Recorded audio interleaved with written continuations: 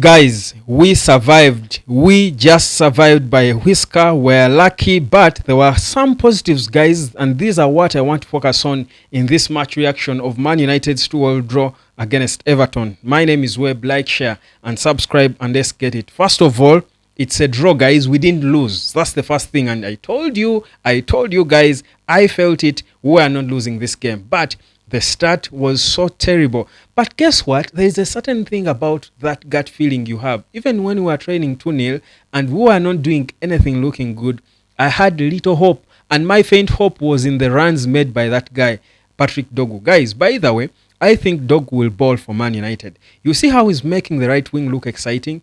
Imagine if Ahmad was available and playing from the other side as either 10 or as a wing back on the other wing. I think there could be a semblance of improvement. I think Dorgu knows the role of a winger, makes those overlapping runs, swings in crosses. Of course, his crosses can be better, but there is excitement to his game. Cuts into the middle, he gets the ball and tries to do something going forward. He won the foul that led to the free kick, I think, for our first goal. There is some positives about Dorgu's game that I love. More can be refined about him, but he's only 20, guys, and he's not a world-class player. He's not there, but he can be worked on, and in the future, he could become world-class, especially if the squad improves. You can see what a good wing-back makes Man United look like in this system. So imagine if we get the proper wing-back on the other side. So I think for me that was a positive to look at. The other positive is in Manuel Ugarte. Honestly, Ugarte never gets enough credit. The issue is he plays well, but in a losing affair. He plays well, but we lose. So his performances will always be overshadowed by the loss. But my view is that Ugarte has tried to be consistent with his performances, scores his first goal, deservedly so. Beautiful goal, by the way, well, proper control, and scores with his weak foot, the left. There is a turn he made with his left foot. I don't know whether you saw it, guys, somewhere. I think deep I think towards the middle line. I thought it looked good. It made him look like a good player. I think it was a good thing to see. Bruno drops into the central midfield, and we start trying to play.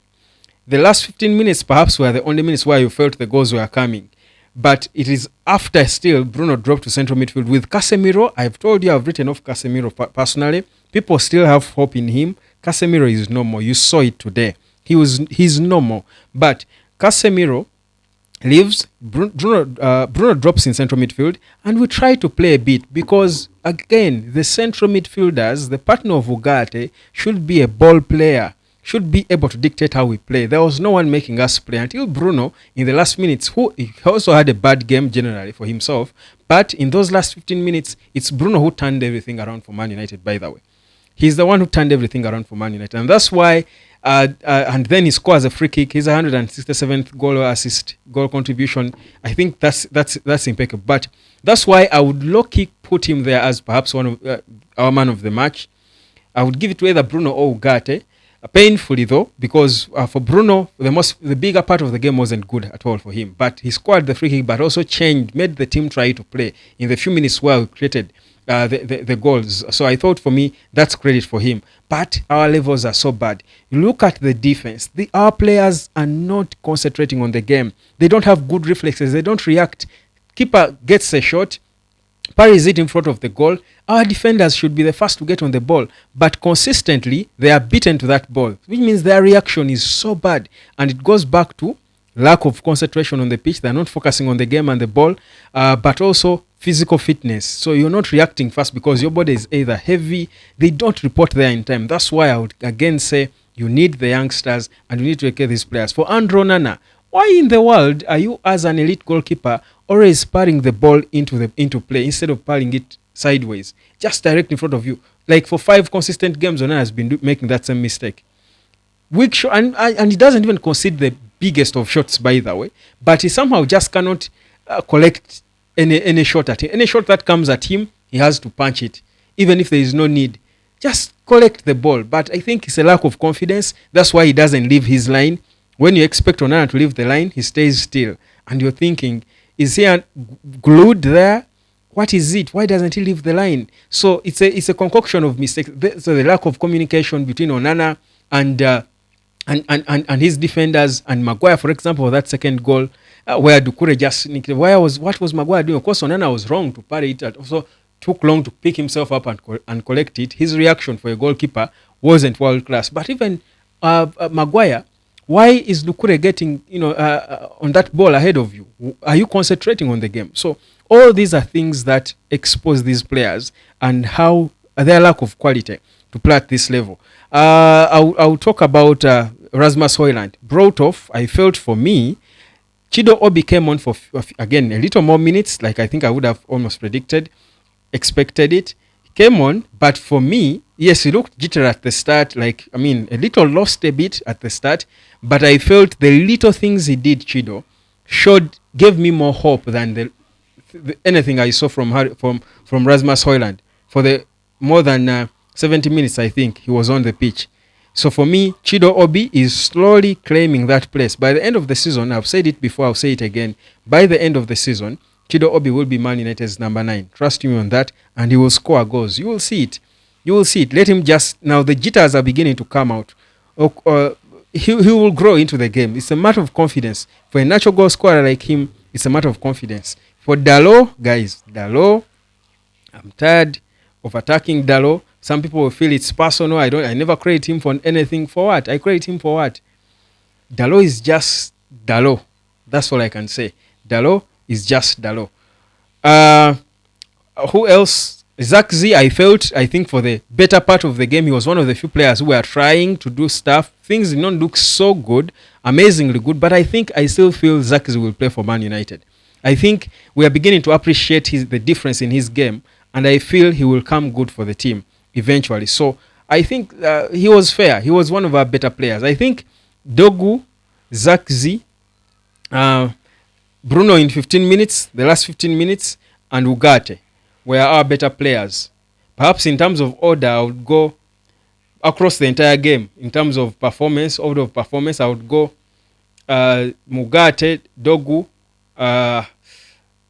and Dorgu, and maybe Zakzi, then Bruno, because of the last 15 minutes, that changed the game.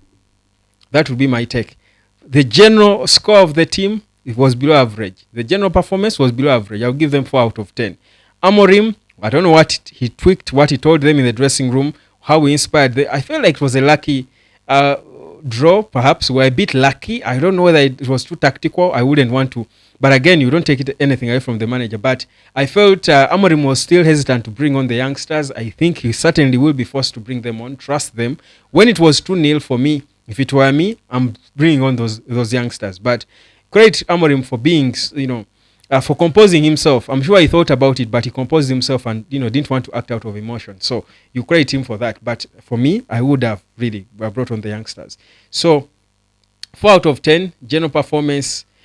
And Harry Maguire, it was a bad day in office for him. It was a bad day for Harry Maguire, by the way. And you see, the thing with Harry Maguire, when he has a bad day, it's really so bad. When he has a bad game, it's never fair or a little bad. It's so bad. The only thing he didn't do was score an own goal. But it was such a bad day for Harry Maguire. The penalty, another ref, Michael Oliver, could have given it. Michael Oliver could have given that penalty. Because if you look at, but also you credit VAR for not giving the referee another angle. Because some angle proved that could have been a penalty. The angle the referee saw, there is no chance because it looked like a proper classic Ashley Young dive from way back when he was still a United player, when he was the king of diving. Back then, there was no VAR. And if there was no VAR, the referee would have been right to give the penalty because he had given it in the first place. But the exaggeration in the dive just killed it for Ashley Young. And thank goodness United got a draw. But long way to go. But at least it's a draw at Goodison against an uninspired Everton coached by David Moyes. So that's my 2 cents about the game. If you get better wing backs, we'll get better. A better right wing back especially. Because Dorgu looks like the guy. Good with tackles. Dorgu has had the second most touches on the ball after Bruno Fernandes. Had 89. Can you imagine? Meaning they were all looking to give the ball to Dorgu because they saw he's the guy making them different. They were trying to play through him. But for such a player, 3 games in, it's a bit too much. It's a load on him. That's how we fail these players. We give them too much weight. You have a decent player, Kobe, too much weight on them. Decent young player, Garnacho, too much weight on them. We need to work on that. But unfortunately, there are no options. Subscribe. I'll catch you later.